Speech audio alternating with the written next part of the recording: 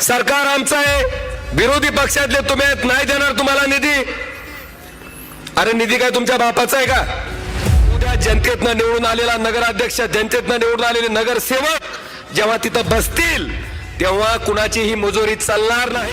तुमचा पैसा, तुम्ही आम्हाला मतं टाकून खासदार केलं, तुम्ही आम्हाला मतं टाकून आमदार केलं, मी केंद्रातलं सरकारसाठी मत केलं, तिथं सरकार बनलं।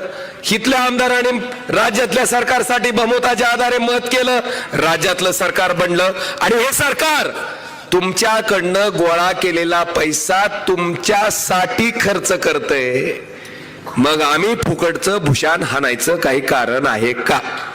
अरे कर्तव्य आहे माझं ते।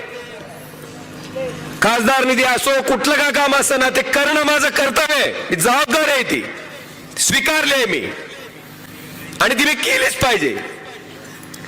लोकसंख्येच्या प्रमाणात डॉक्टर बाबासाहेब आंबेडकरांनी जे संविधान लिहिलंय त्या संविधानामध्ये इतकी शक्ती आहे की उद्या नगरपालिकेत आता त्यांचं प्रशासक राज्य होतं, त्यांचे अधिकारी, त्यांची गुलामी करणारे, लाचारी करणारे अधिकारी त्या ठिकाणी प्रशासक म्हणून बसले होते, म्हणून तुमचं चाललं।